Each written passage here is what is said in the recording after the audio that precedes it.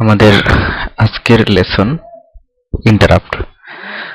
তো তার আগে আমরা একটা শুরু করার আগে আমরা গল্পের মতো একটা জিনিস দেখে আসি। সেটা হচ্ছে যে এনভায়রনমেন্টটা এরকম যে একটা ক্লাসে একজন টিচার ক্লাস নিচ্ছে, আমরা এগুলোকে স্টুডেন্ট মনে করি। এটা একজন টিচার, একজন লেকচারার লেকচার দিচ্ছেন।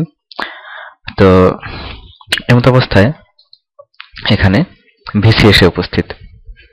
এখানে আমরা এটা দিয়ে ভিসি কে রিপ্রেজেন্ট করতেছি। ভিসি এসে উপস্থিত। তো লেকচারার কি করবে, সে কি করতে উনি যেটা করতেছিলেন সেটা হচ্ছে পড়াচ্ছিলেন। তো সেটা বাদ দিয়ে উনি ভিসির কাছে আসবেন ভিসির কথা শোনার জন্য, এবং ভিসির কথা শেষ হওয়ার পর ভিসি যখন চলে যাবেন তখন লেকচারার আবার তার আগের কাজে ফেরত যাবেন। এই কাজটাকেই বলা হচ্ছে ইন্টারাপ্ট। অর্থাৎ লেকচারার যেটা করছিলেন যে স্টুডেন্টদের পড়াচ্ছিলেন, আর মাঝখানে ভিসি এসে কি করলো যে লেকচারারকে তার পড়ানোতে একটা ইন্টারাপ্ট করলো, একটা বাধা তৈরি করলো। তো তখন লেকচারার তার নর্মাল কাজ রেখে ভিসির কাছে আসলো ভিসির কথা শোনার জন্য, এবং ভিসির কাজ যখন শেষ হয়ে গেল তখন তিনি আবার তার আগের কাজে ফেরত চলে গেলেন। এইটাকে বলা হচ্ছে, এটা হচ্ছে ইন্টারাপ্ট। এটা আরো দুটা সিনারিও আমরা দেখতে পারি। সেটা হচ্ছে যে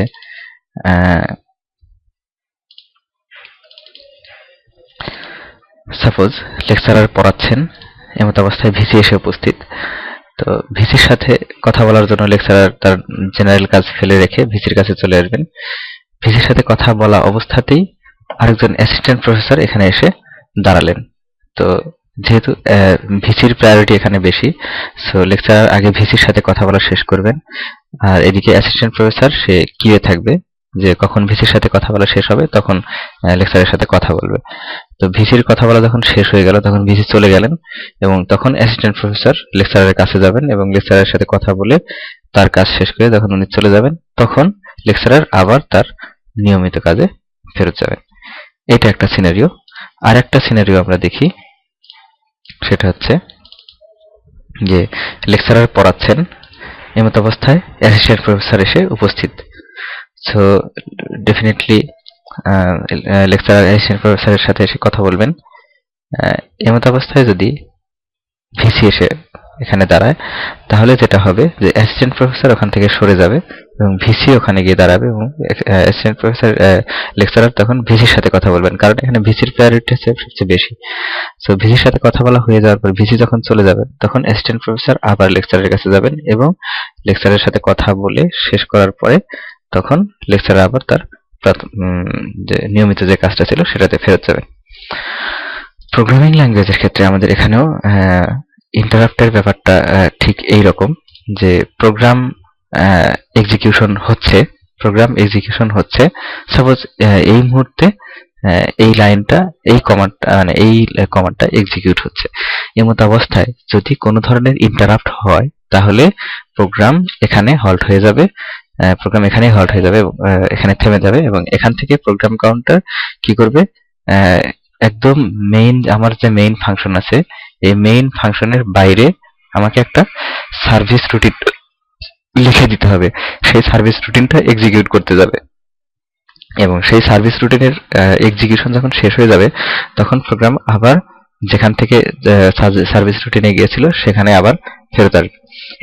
এই যে সার্ভিস রুটিন, এটাকে বলা হচ্ছে ইন্টারাপ্ট সার্ভিস রুটিন। তো ইন্টারাপ্ট এরকম, আমাদের ইন্টারাপ্টের জন্য একটা আমি যেটা বললাম যে লেকচারারের সাথে যদি অ্যাসিস্ট্যান্ট প্রফেসর কথা বলে তাহলে ভিসি যখন এসে দাঁড়াবে তখন ডেফিনেটলি অ্যাসিস্ট্যান্ট প্রফেসর সরে যাবে এবং ভিসির সাথে তখন আবার কথা বলবে। এটাকে বলা হচ্ছে ভিসির প্রায়োরিটি সবচেয়ে বেশি। তো এখানে ইন্টারাপ্ট, বিভিন্ন ধরনের ইন্টারাপ্ট আছে। এই ইন্টারাপ্ট গুলোর ভিতরে প্রায়োরিটি একটা লিস্ট আছে, যে সবার উপরে হচ্ছে রিসেট, এটা এক ধরনের ইন্টারাপ্ট। রিসেট ইন্টারাপ্ট এই ব্যাপারে পরবর্তীতে এটা একটু আলোচনা করব। তো আমরা এখন ধরে নেই যে রিসেট কোনো ইন্টারাপ্ট না, আসলে ইন্টারাপ্ট শুরু হচ্ছে INT0 থেকে আমাদের ATmega32 এর জন্য। সবার উপরে হচ্ছে INT0, INT1, INT2, এরকম আরো অনেকগুলো ইন্টারাপ্ট আছে, লিস্ট করা আছে এখানে। তো INT0 এই ইন্টারাপ্টটা যদি ঘটে তাহলে প্রোগ্রাম INT0 এর যে সার্ভিস রুটিন আমি লিখে দেবো সেই সার্ভিস রুটিন এক্সিকিউট করবে। এই সার্ভিস রুটিন এক্সিকিউট মানে করতে থাকা অবস্থায় যে কোনো ইন্টারাপ্টই হোক না কেন, প্রোগ্রাম কাউন্টার এই আইএনটি জিরোর সার্ভিস রুটিনটা আগে কমপ্লিট করবে, তারপরে অন্য ইন্টারাপ্টকে অন্য যে ইন্টারাপ্ট গুলো হয়েছে সেই ইন্টারাপ্ট গুলো কিউতে থাকবে, সেই ইন্টারাপ্ট গুলোর সার্ভিস রুটিন কমপ্লিট করে আবার মূল পজিশনে মূল প্রোগ্রামে ফেরত যাবে। এটাকে ইন্টারাপ্ট বলা হচ্ছে এই কারণে যে মেইন যে প্রোগ্রাম এর এক্সিকিউশনে একটা ব্যাঘাত ঘটছে, এটাকে বলা হচ্ছে এই জন্য ইন্টারাপ্ট। এখন যদি আইএনটি টু, সাপোজ আমরা ধরে নিলাম যে আইএনটি টু প্রথমে ঘটলো এবং আইএনটি টু যেহেতু ঘটছে, সো আইএনটি টু এর যে সার্ভিস রুটিন, সেই সার্ভিস রুটিন এখন এক্সিকিউট হচ্ছে। এমত অবস্থায় যদি আইএনটি জিরো হয়, আইএনটি জিরো ঘটে, তাহলে আইএনটি টুর সার্ভিস রুটিন থেকে বের হয়ে আইএনটি জিরোর সার্ভিস রুটিনে ঢুকবে এবং আইএনটি জিরোর সার্ভিস রুটিন কমপ্লিটলি এক্সিকিউট করার পরে আইএনটি টুর যেখান থেকে চলে গেছিল সেখানে এসে আইএনটি টু কমপ্লিট করবে এবং তারপরে যাবে মেইন প্রোগ্রামে।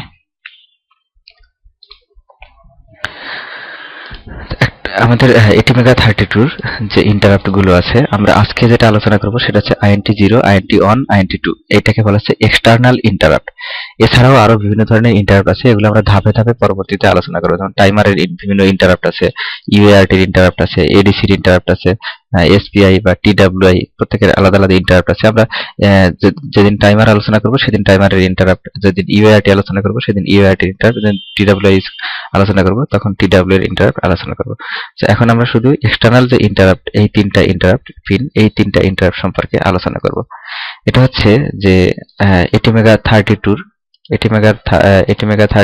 আমরা পিন কনফিগারেশন যদি দেখি তাহলে দেখা যাবে যে এখানে তিনটা পিন আছে, এক্সটার্নাল তিনটা পিন আছে। যেমন 16 নাম্বার পিন এখানে ব্র্যাকেটের, এটা মেইনলি পোর্ট D2, বাট এটাকে আমরা external interrupt pin int zero হিসেবে কাজে লাগাতে পারি। আবার 17 নাম্বার পিন হচ্ছে আইএনটি ওয়ান হিসেবে কাজে লাগানো যায়। আরেকটা হচ্ছে আইএনটি টু, 3 নাম্বার পিন, এটা হচ্ছে আইএনটি টু। এই তিনটা এক্সটার্নাল ইনপুট ইন্টারাপ্টের জন্য ইনপুট পিন আছে আমাদের ATmega32 তে। তো একটা এই যে তিনটা ইন্টারাপ্ট, এই তিনটা ইন্টারাপ্টকে যদি আমরা কাজে লাগা, যে কোনো একটাকে যদি আমরা কাজে লাগাতে চাই তাহলে আমাদের তিনটা কাজ করতে হবে। প্রথম কাজ হচ্ছে global interrupt, enable global interrupt. Global ইন্টারাপ্টকে এনাবল করে দিতে হবে। অর্থাৎ গ্লোবাল ইন্টারাপ্ট এনাবল করা হচ্ছে এরকম যে আমি যত ইন্টারাপ্ট আছে প্রত্যেকটা ইন্টারাপ্টকে এনাবল করে দিলাম। ব্যাপারটা এরকম যে আমার যে লিস্টে যে ইন্টারাপ্ট গুলো আছে এর আমার লিস্টে যে ইন্টারাপ্ট গুলো আছে এই ইন্টারাপ্ট গুলো যে কোনো একটাকে এখন ট্রিগার করলে ইন্টারাপ্ট ঘটবে। কিন্তু গ্লোবাল ইন্টারাপ্ট যদি আমি এনাবল করে না দেই সেক্ষেত্রে এর যে কোনো ইন্টারাপ্টই আমি ট্রিগার করি না কেন এই ইন্টারাপ্ট সার্ভিস রুটিনে যাবে না। এরপরে যেটা করতে হবে যে সেট ইন্টারাপ্ট চেঞ্জ। এখন আমার এই যে এক্সটার্নাল যে পিন গুলো আছে আমার তিনটা ATmega32 তে আমরা দেখতে পাচ্ছি যে এক্সটার্নাল তিনটা ইনপুট পিন আছে। এখন এই তিনটা ইনপুট পিনে কি ধরনের সিগন্যাল আসলে ইন্টারাপ্ট ট্রিগার করবে, এটাকে বলা হচ্ছে ইন্টারাপ্ট ইনপুট সেন্স। তো এটা আমাদেরকে সেট করতে হবে। আর একটা হচ্ছে এনাবল ইন্ডিভিজুয়াল ইন্টারাপ্ট। এরপরে যেটা করতে হবে যে ইন্ডিভিজুয়াল ইন্টারাপ্ট গুলোকে এনাবল করে দিতে হবে। অর্থাৎ আমি যদি বলে দিই যে মানে আইএনটি জিরো কে যদি আমি ইউজ করতে চাই তাহলে আইএনটি জিরো কে এনাবল করে দিতে হবে। আইএনটি ওয়ান যদি ইউজ করতে চাই সেক্ষেত্রে আইএনটি ওয়ান কে এনাবল করে দিতে হবে। একইভাবে আইএনটি টু কে যদি ইউজ করতে চাই সেক্ষেত্রে আইএনটি টু কে এনাবল করে দিতে হবে। অথবা শুধু এটাই না, যদি আমরা অন্যান্য যে ইন্টারাপ্ট গুলো আছে আমাদের লিস্টে এগুলো যদি আমরা ইউজ করতে চাই সেক্ষেত্রে এই ইন্টারাপ্ট গুলোকে ইন্ডিভিজুয়ালি এনাবল করে দিতে হবে। তো এই তিনটা কাজ করার জন্য আমাদেরকে ATmega32 যে রেজিস্টার আছে এই রেজিস্টার গুলোর কন্ট্রোল করার জন্য এই কাজগুলো করার জন্য আমাদের কিছু রেজিস্টারে কাজ করতে হবে। প্রথমে যেটা আমরা বললাম যে এনাবল গ্লোবাল ইন্টারাপ্ট, এটা করার জন্য আমাদেরকে যেটা করতে হবে সেটা হচ্ছে যে এস রেজিস্টার, স্ট্যাটাস রেজিস্টার। এই স্ট্যাটাস রেজিস্টারের 7 নাম্বার এই 8 নাম্বার অর্থাৎ 7th বিটটা যেটা এটাকে বলা হয় আই বিট, এটা হচ্ছে গ্লোবাল ইন্টারাপ্ট এনাবল বিট। তো এই বিটটাকে আমাদেরকে সেট করে দিতে হবে। সেট করা মানে অন করে দিতে হবে। তো এই একটা কাজ। প্রথম কাজ হচ্ছে আমাদের যে আমরা এখানে লিখে রাখি যে এস রেজিস্টারের আই বিটকে অন করতে হবে। দ্বিতীয় কাজ হচ্ছে সেট ইন্টারাপ্ট চেঞ্জ। এটা হচ্ছে এরকম যে আমার ইনপুট যে পিনটা আছে সেই পিনে কি ধরনের সিগন্যাল আসলে ইন্টারাপ্টটা ট্রিগার করবে। তো আমার যেহেতু তিনটা ইনপুট পিন আছে, তিনটা ইন্টারাপ্টের জন্য তিনটা ইনপুট পিন আছে, তো এখানে এমসিইউ কন্ট্রোল রেজিস্টার বলে একটা রেজিস্টার আছে। এই রেজিস্টারের 0 এবং অন এই দুইটা বিট হচ্ছে আমার ইন্টারাপ্ট 0 এর জন্য। 2 এবং 3 এই দুটা বিট হচ্ছে ইন্টারাপ্ট অন এর ইনপুট সেন্স সিলেকশনের জন্য। যে ইনপুট সিলেকশন ইন্টারাপ্ট অন এর সেন্স কন্ট্রোল, ইন্টারাপ্ট 0 এর সেন্স কন্ট্রোল, এটা হচ্ছে ইন্টারাপ্ট অন এর sense control. So interrupt on এর সেন্স কন্ট্রোল হচ্ছে আইসিএস অন বিট এবং আইসিএস অন 0 বিট। তো আমি যদি এমসিইউ সিআর এর এই থার্ড এবং সেকেন্ড বিটটাকে যদি 00 বলে দেই, তাহলে এখানে বলা হচ্ছে যে low level of int on generates an interrupt request. অর্থাৎ যদি ওই পিনে কখনো লো লেভেল আসে অর্থাৎ 0 আসে তাহলে ইন্টারাপ্ট ট্রিগার করবে। যদি 0 অন করে দেই তাহলে যে কোনো লজিক্যাল চেঞ্জ হলেই ইন্টারাপ্ট ট্রিগার করবে। অর্থাৎ ওই পিনে যদি আগে থেকে অন থেকে থাকে তাহলে 0 হওয়ার সাথে সাথে ইন্টারাপ্ট ট্রিগার করবে। আবার 0 হয়ে গেল, পরবর্তীতে যদি আবার কখনো অন হয় তখন আবার ইন্টারাপ্ট ট্রিগার করবে। আরেকটা হচ্ছে যে যদি অন 0 করে দেই সেক্ষেত্রে ফলিং এজ, অর্থাৎ যদি আগে থেকে হাই থাকতে হবে এবং যখন লো হবে ওই লো হওয়ার মুহূর্তে যে এজটা ফলিং যে এজ, ওই ফলিং এজে ইন্টারাপ্টটা ঘটবে। আরেকটা হচ্ছে যে রাইজিং এজ, অর্থাৎ আগে থেকে 0 থাকতে হবে, যখন রাইজ করবে অন হবে ওই এজে ইন্টারাপ্টটা হবে। তো এই চারটা কম্বিনেশন সেন্স কন্ট্রোল আমরা সেট করে দিতে পারি।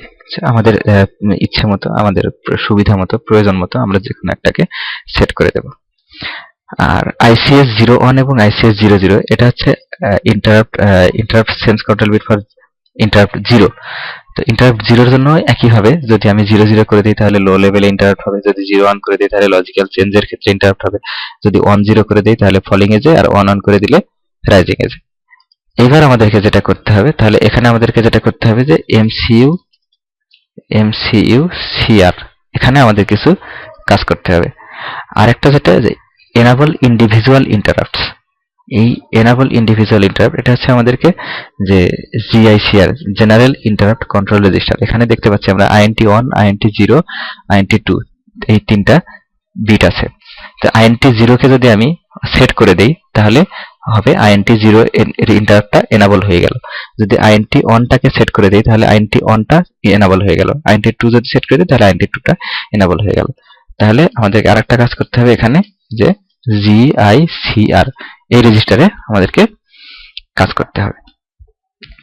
তো আমরা যেটা জানতে পারলাম সেটা হচ্ছে যে আমাদের তিনটা রেজিস্টারে কাজ করতে হবে। একটা হচ্ছে এসরেজ, এখানে আই বিট যেটা আছে গ্লোবাল ইন্টারাপ্ট এনাবল, এই বিটটাকে সেট করে দিতে হবে গ্লোবাল যত ইন্টারাপ্ট আছে সবগুলোকে এনাবল করে দেওয়ার জন্য। আর সেট ইন্টারাপ্ট সেন্স এমসিইউআর, এটা সেন্স এমসিইউআর যে রেজিস্টারটা আছে এই রেজিস্টারে আমাদের মোট কয়টা দেখতে পেলাম, ইন্টারাপ্ট আইএনটি 0 এর জন্য দুইটা, আইএনটি অন এর জন্য দুইটা বিট আছে, যেগুলো থেকে আমরা ইন্টারাপ্ট সেন্স রেজিস্টার ইন্টারাপ্ট সেন্সটা কিরকম হলে কোন লেভেলের জন্য ইন্টারাপ্ট ট্রিগার করবে সেটা সেট করে দিতে পারবো।